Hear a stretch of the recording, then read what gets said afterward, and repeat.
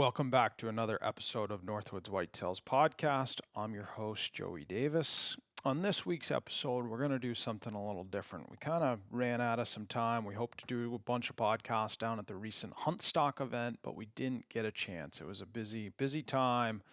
Thank you to all of those that stopped in and either bought some merch, bought some Darn Tough, Johnson, Woodman Arms, or just shook our hand and said, good to meet you. Thanks for putting out the content that you guys do. That stuff really means the world to us. We met a lot of great people this weekend, as well as hung out with a lot of friends that we don't get to see very often. For any of you that have not made it to that Hunt Stock event, you should definitely do so next year. Pat Burns and Pat Guyette put on a great show, as well as you get to see everybody, Hal Blood, Rick Labby, all the rest of the Big Woods crew. Northeast Traditions, Jameson Grady, Ridgeline Athlete with Adrian Geyer, Stagger with Adam and Greg, Woolen Mills, Darn Tough, Just Hunt Club. We were all there, and it's good to see guys that you don't get to see but only once, twice a year. We're all in this together, and it's important that all of you know that. This isn't a competition between any other creator. This is to create the next generation, and keep this tradition alive. And I hope all of you realize that. So without further ado, we are going to dive right into this podcast. We hope you guys enjoy. Take care.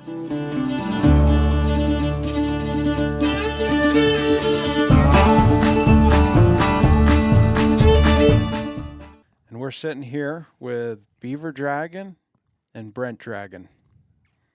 How we doing, guys? You're doing good. Good. Real good. So, little backstory. Why don't you guys tell us about little about yourself real quick? Where you're from, what you do.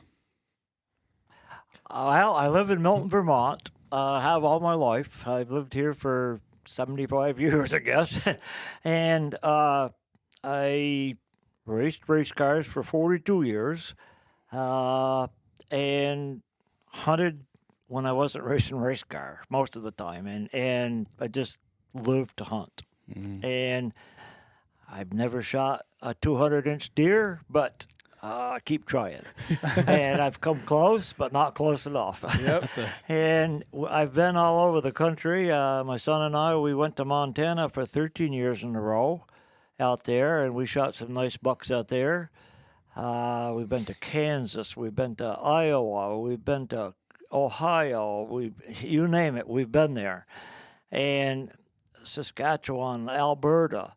But I've had a lot of fun doing what I've done, and I got a few of these on the wall that I've shot, but I still don't have the 200-inch deer. So did you ever see any great big racks when you were up there? Oh, my God.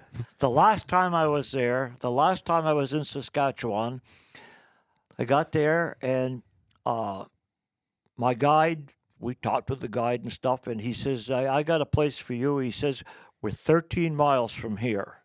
He said, we're going to be going by four-wheeler 13 and a half miles tomorrow morning, and tomorrow night I'm going to pick you up, and you're going to ride out 13 and a half miles. It's okay. And it was 30 plus below zero.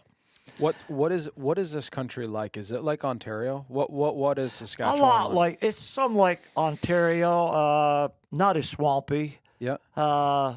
Big woods, big woods. A lot of beaver. There's some beaver ponds, but everything's froze solid, so you can ride right across. I mean, that cold. Huh. But anyways, he had this stand. It was 13 and a half miles in there, and we get to the stand the first day, and he says to me, he says, when you come out tonight, I want you to leave your gun in the tree. We were just in a tree with some canvas around. That's all we had. And I had a suit that was good for 100 below, and the good thing I did because I'd have froze to death. But anyways, he said, I want you to leave your gun in the tree tonight. And I said, no, I'm bringing my gun out. He said, ain't nobody going to come in here and steal it, not 13 miles. And I said, I know that. But I said, no, I'm going to leave. I'm going to bring it out. So I did all week long. I'd put it in a soft case, put it on the back of the four-wheeler, and we'd ride out. So it went along the whole week, and I passed bucks up all week long. And there was one nice 8-pointer he was a nice 8-pointer. And I kept passing him up, and I said, no, I'm not going to shoot him. Maybe the last day I might shoot him. Well, it came down to Friday night, and I was going to be getting on the airplane Saturday afternoon. He said, I'm going to take you, Friday night, he says, I'll come get you, and he says, hopefully you got one by then. And yeah, I probably will have. Well, I did it. Well, that Friday night, I could hear the four-wheeler way off in the distance coming to pick me up, and it was starting to get dark. And they had a pile of grain and stuff out about 80, 90 yards in front of me, and I'd seen tons of deer, a lot of deer, but nothing I wanted to shoot. So I'm putting my gun in the soft case, getting ready, thinking, well, he's going to be here in a minute and pick me up. It's dark now, and he's getting closer, and I can see the lights coming through the woods, and he has to go by the bait pile to get to me. And he drives up to the bait pile, toward the bait pile, and he stops. And I didn't pay any attention. I knew he was down there. I said, well, must be he's going to rebait the pile. Well, he sat there, and finally he come up through. And he says to me, he says, why didn't you shoot that deer? I said, shoot what deer? He says, I had my lights right on the biggest deer I've seen, he says, for 20 years, he said, down on that bait pile tonight. He said, he was right there, and I put my lights on him so you'd shoot him. I said, well, I saw a deer come in, but it was dark before you even got there, and I couldn't tell if it had horns or not. It was too dark. He said, this thing is huge. And he says, tomorrow's your last day. I said, yeah, it is. He says, you want to go another place? I got some other stands where you can go and shoot a buck. I said, no. I said, I'll come back here. He says, okay. And I said, I'll tell you what. I said, by 9 o'clock tomorrow morning, I'll have a deer. How do you know that? I said, there's an 8-pointer here I would shoot tomorrow. And so he says, you're sure? I said, yeah. I said, okay. So he drops me off in the dark the next morning, Saturday morning, and I left it with him. I said, if you don't hear from me by 11 o'clock, come get me. But I said, by 9 o'clock, I'll have a deer. 10 minutes to 9, I got 2 bucks down on the pile. One's a spike horn. He'd been there all week long, and he could flop any big deer, tip him over just like nothing. How he did it, I don't know. And he wasn't scared of nobody. He was on the pile, and there was a 5-pointer on the pile with him, and all of a sudden they picked their heads up and they looked like that, and they both shot right out of there. I said, something big has got to be coming. So I stuck my gun out through the canvas and waited. In came that same deer from the night before. Oh my God. Well over 200, that's all I can say is it's well over 200 inches. So I let him get up to the pile. He calmed down. He starts feeding. I said, well, this is going to be easy. Boom, I shoot, and no sign of hitting him. He just whirls and he's gone where he come from.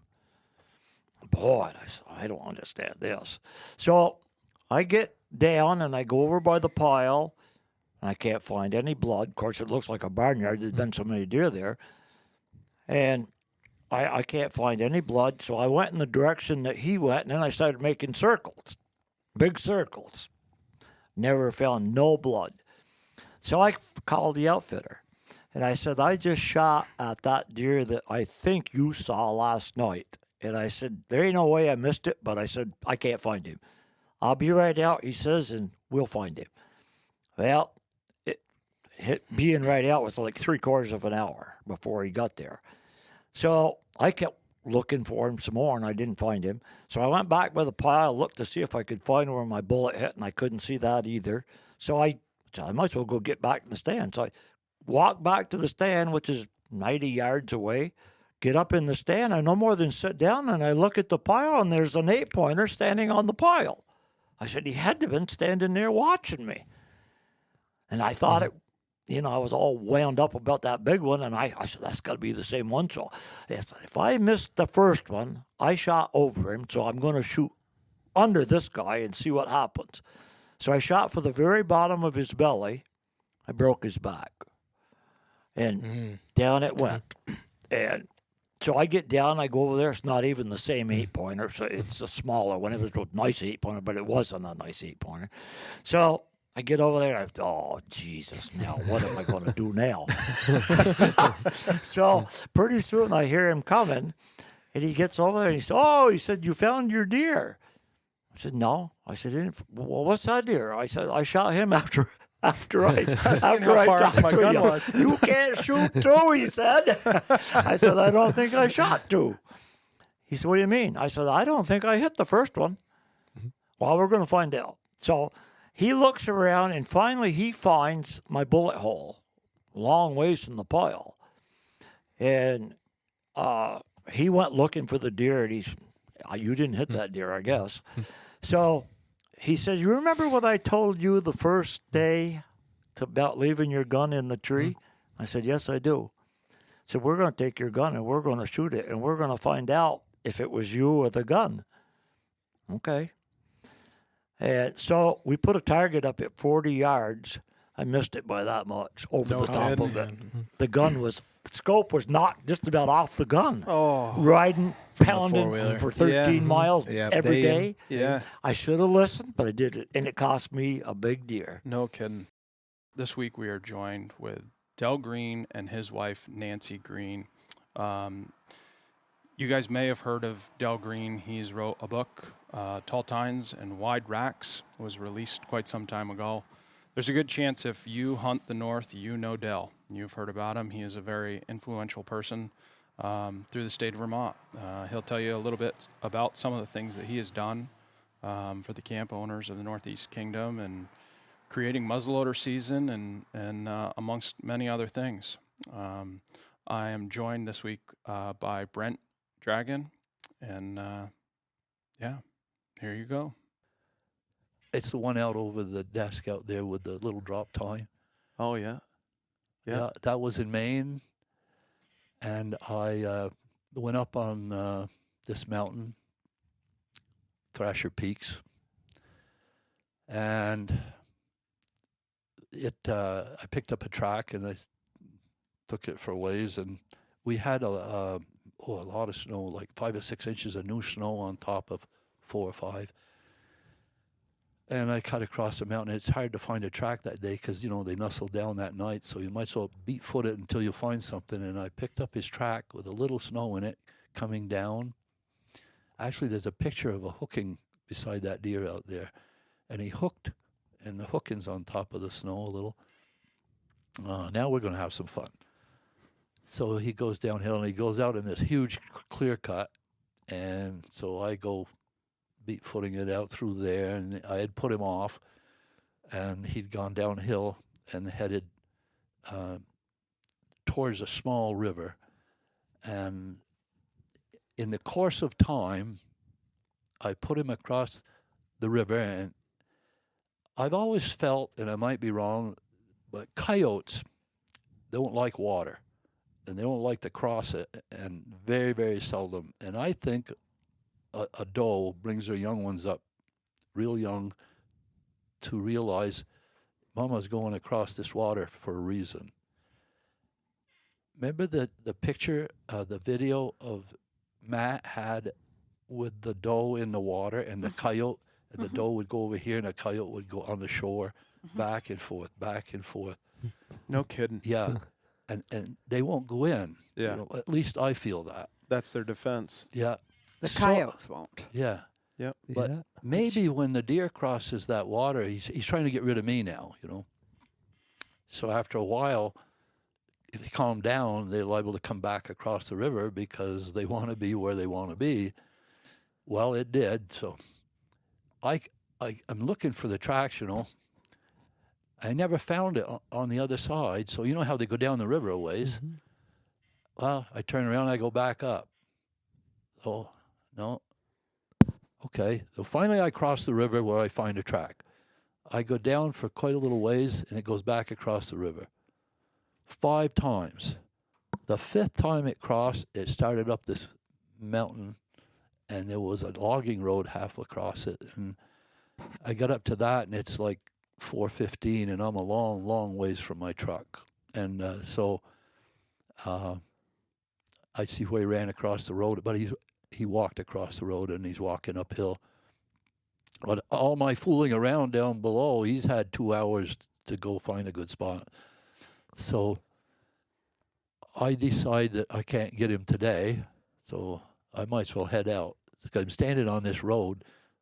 It's not the short way to my truck, but at least I'm not going through the woods. So I start to leave. Oh, by the way, it started raining, a light rain. Oh. And I stopped. And now you'll know, before we go any farther, that I'm a little screwy, you know. I look up at the deer, and I hollered up, "Okay, big boy, you win today, but tomorrow, enjoy your evening. Tomorrow is your end of your life."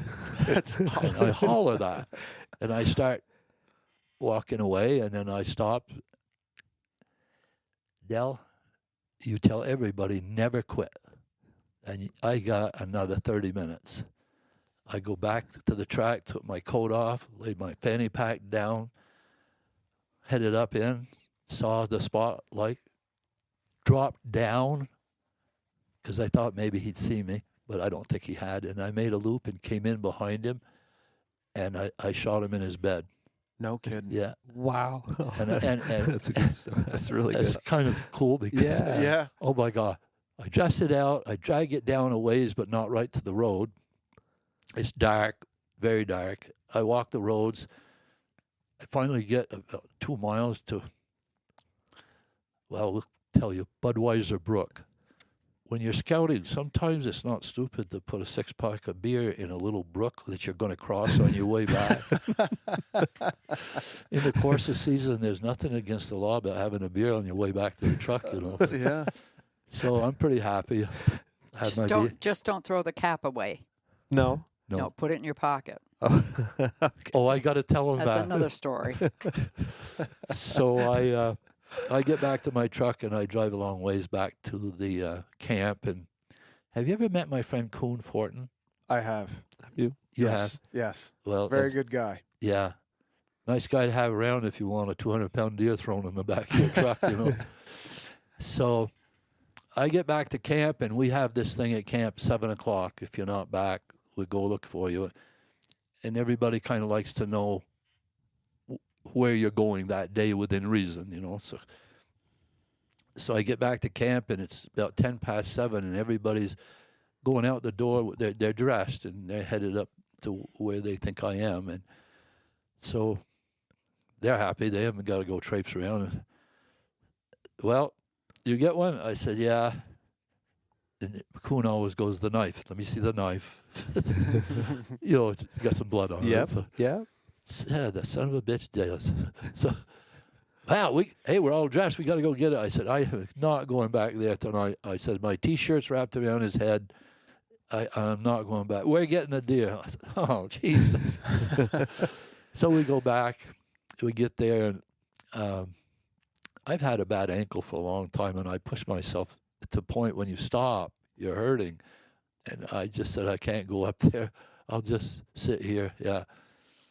Well, they start to go, and then turn around. And Coon said, you put your tag on it? I said, no, I didn't. Well, give me the tag, you know. So anyway, they get the deer out, and everybody's happy. But pretty good story about never giving up. Yeah.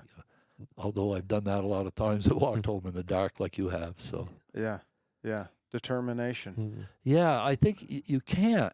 I mean, if you're a quitter, you won't excel at too many things, even work. Yeah. And so Nancy just thought of I think you'll really like this. It's not much about killing a deer, but about the hunt. Mm-hmm. So I'm up in Maine at, where did we stay? Wilson's Mills. Oh, Pittston Farm. Oh, Piston Farm? Was that Piston? No, it wasn't. Was it? Yeah, Pittston Farm, which you've heard of. Oh, yeah. So we hunted up there for quite a few years. Rented the first cabin he ever rented out. Didn't even have any. I talked him into it. There was no kitchen. So salt and pepper shaker. Remember that. So the year before, I found a place that was a hot place for deer moving. If you got no snow, then I'm a good one for tree stands and blinds. I kind of like them the last hour and a half of the day. And I never hunt where they are, so I would go to where it is. So this is quite a few years ago. So I got I got my backpack and some little boards for steps and some screws and a screw gun and enough boards to make a little sit in a tree stand, which might be frowned upon by some wardens. So I hike up in a long ways, and I get there, and I build me a little tree stand. That I get back to my truck, it's about 12:30, and we were staying in a campground then. No. By the river. Yeah. That's where we always stayed. Yeah. Ledbetter Falls. You're right. So anyway, hunting season, I'm going in there, but it's not hunting season yet. So I come walking back out, get to my truck. I had a cap on my truck at the time. I open the cap, drop the tailgate, turn around and get my backpack off. Oh, there's my cooler. So I open up a cooler and I take a beer out, take a cap off, put it in my pocket for some reason. And then next thing I know, there's a guy standing behind me. He's about 6'15". This guy is huge, and it's a warden. How you doing? Okay. What you been up to? Oh, just scouting around. He said, yeah. He said, that partridge in the corner there. Oh, by the way, it's Sunday. When did you harvest that? And I don't think in my life I ever forgot to take a partridge out at night, and I got back and didn't and left it in the truck. Embarrassing, but I did. So it was cold and hard, so okay, let's go around the front of the vehicle. So we go around, and he said, why don't you open the door there and hand me that shotgun? Well, I think in Maine the gun can't be in the cab, and now I know my hunting in Maine is done for 2 years anyway. And so I pull a gun out, and it's Ithaca 20 gauge, and he, okay, you can put that back. He said, well, let's go back to the back of the truck there. So we walk back, and this warden's pickup pulls up with a young warden that I think he was training, maybe. So he gets out, and they confer. And then he comes back to me and asks me a few questions, and where you're staying, and how often do you hunt in Maine and stuff, just small talk. And so he said, well, I'm sure you got a license. Yeah. So I give him my license, and the young warden goes back to his vehicle to check on it. And the big guy says, well, you want a sandwich? I said, no thanks. And he said, hey, don't let this bother you. I said, I make a hell of a sandwich. I said, no. He said, you ever hear of Dagwood? I said, yeah. He said, I make them like that. And I got choices. Where else in the North Maine woods you get choices? What do you want for ham or turkey today? And I said, no.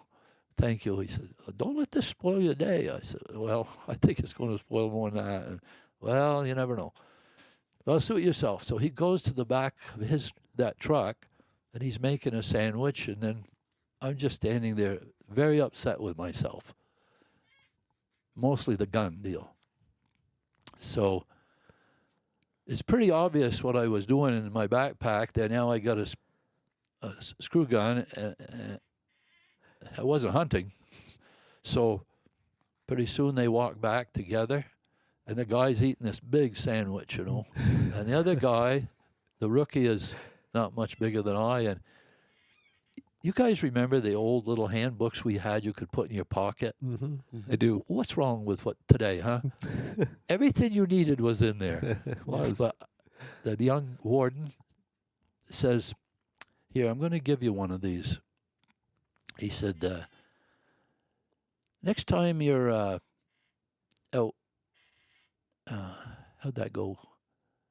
You're out scouting around, and you knock down a partridge there. Why don't you take care of it properly? I said, yes, sir. And he said, and he hands me another one. Same thing. He said, why don't you take this one and, if you're sitting in the car and it's raining and, you know, nothing better to do, why don't you read this one? I said, yeah, okay. He gives me a third one. And he says, when you're sitting in your tree stand, why don't you read this one? He knew, because the other guy must have told him.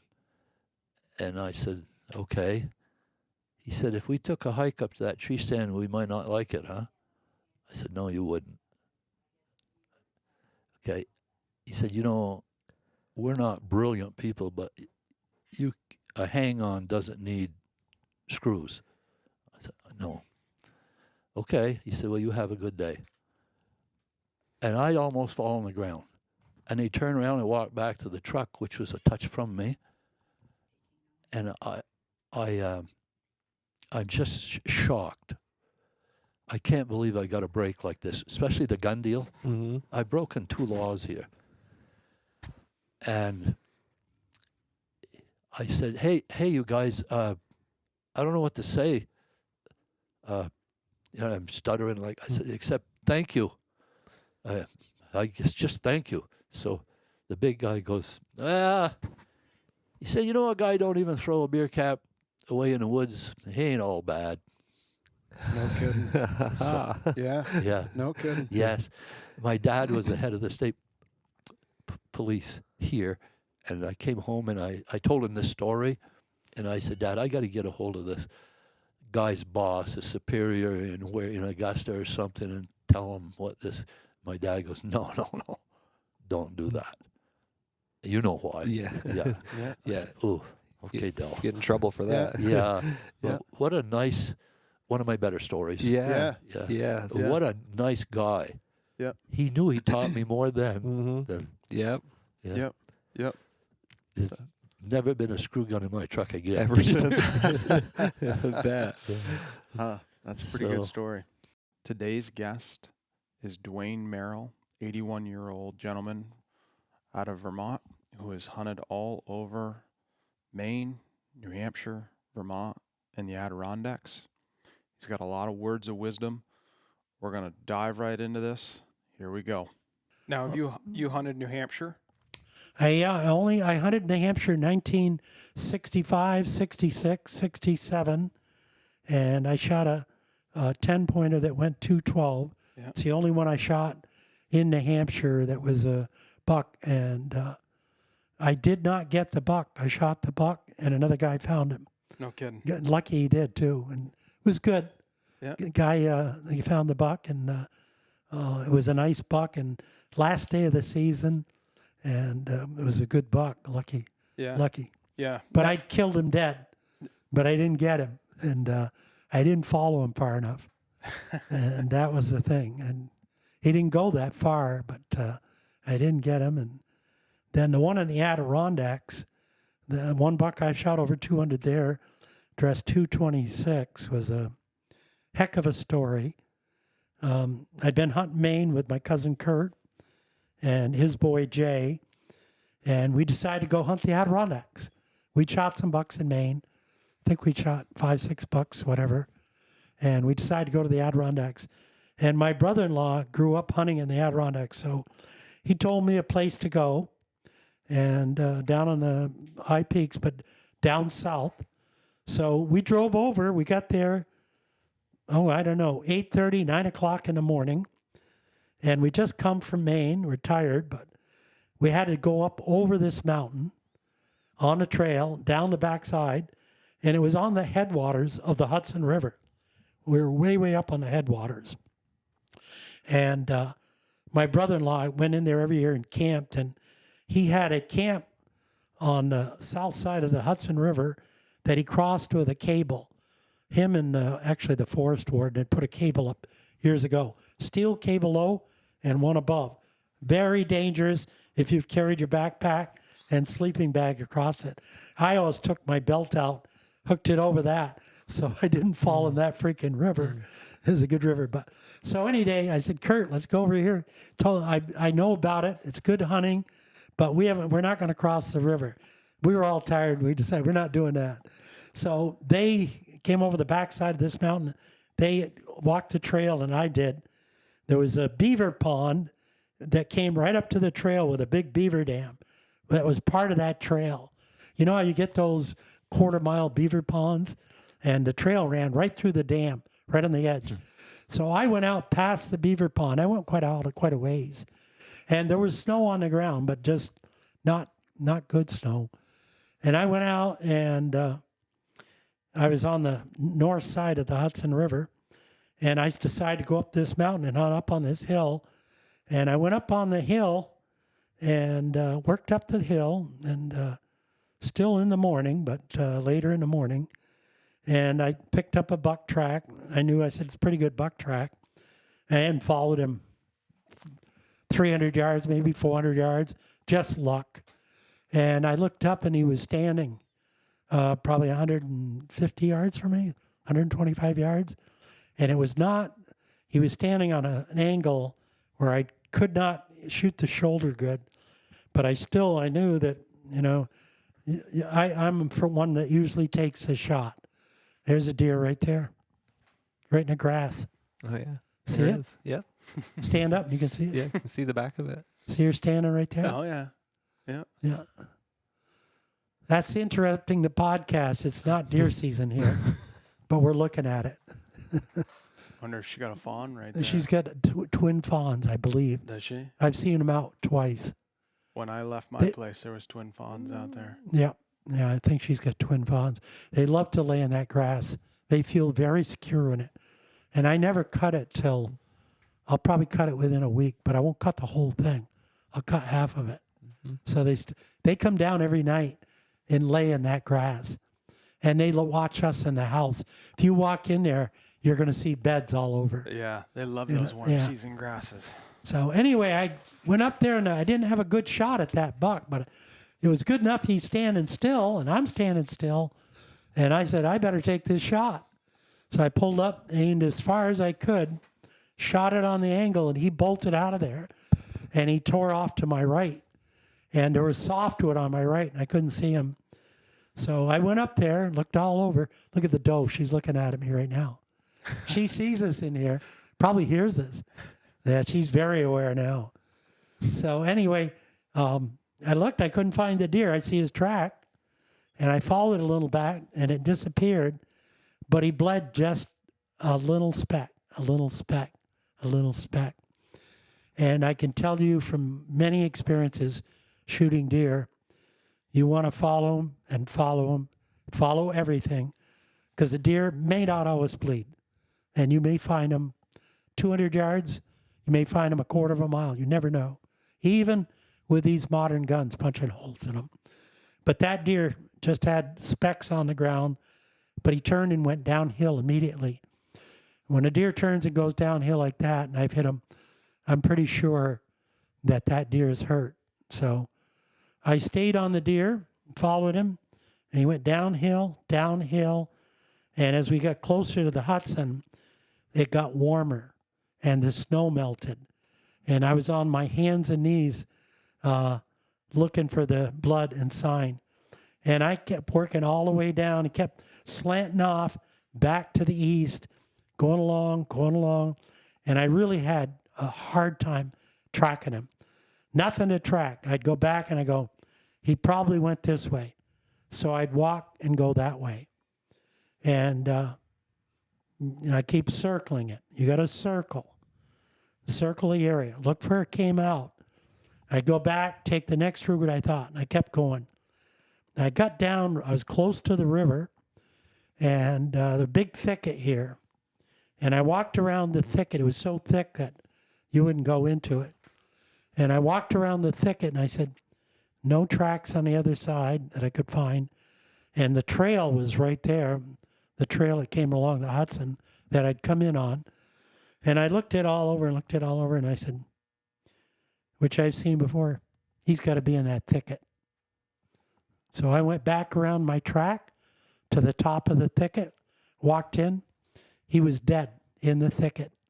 And what happened to him, the bullet hit him right here in the back leg, and it hit that artery.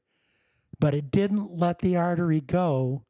He bled all the way down, and it must have hurt him been a severe wound.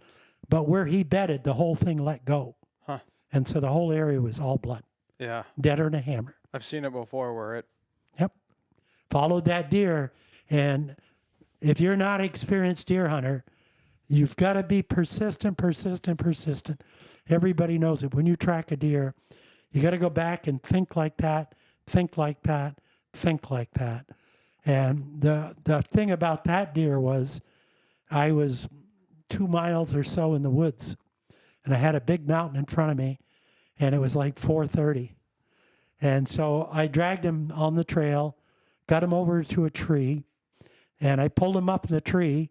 I worked as hard as I could. I got the rope up over. I got him up. He was standing on the back legs at least, and I got him up over. And I was so dead tired because we'd just come from Maine hunting. We hadn't taken a day off and rested. So, and when I shot, our signal back then, if I shot a deer and they weren't within whistling or hooting distance, was to shoot 3 shots, 1 minute apart, turn your gun, and shoot into a tree, but with the muzzle up. So the bullet didn't go anywhere, but your sound carried as far as possible. We weren't using any GPSs, walkie-talkies, none of that stuff. And nobody came. I shot my 3 shots, and my cousin Kurt didn't come, and Jay, his boy, is a big husky boy. He didn't come either. So I said, all right. I walked out, back over, cross this brook, cross the Beaver Dam, and up the mountain, down the other side to the highway. And I got there and said, you guys didn't come when I shot. Well, it was pretty late, we're tired, excuses. And I could tell they were going, I said, well, I shot a good buck in there. He doesn't have great horns. He's 9 points, but he's over 200. And I said, I've read about these stories over here, and my brother-in-law has told me. Now, where he shoots his deer, down on the south side of the Hudson, they skin them all out. They quarter them up. They put them on a backpack, and they take just the meat out. And you can do that in New York. You've got 7 days to report it. You can actually call the reporting into the thing, or you can mail it in. So I said, we're going to have a job with this one. So I said, what we got to do? I said, I know there's some people over here that pack deer out on horseback. And I said, one thing I could use a beer right now, Kurt.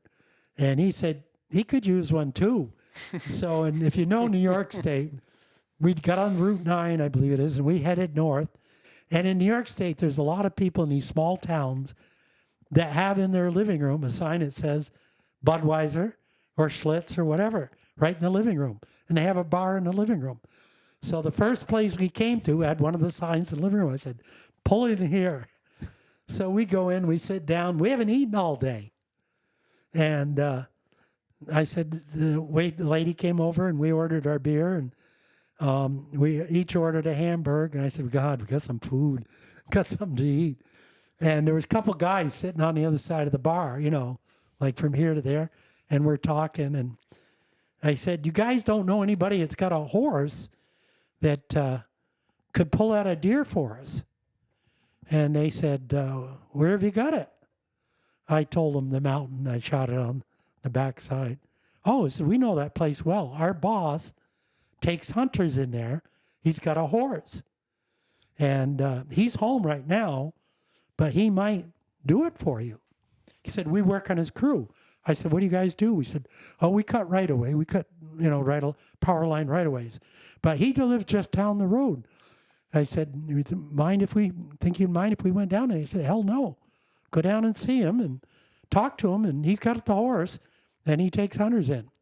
So now, by the time we get up there, it was, 8:30, 9 o'clock. And then we get a hold of him. We go down to his house. It's probably 9 o'clock at night, 9:30, whatever.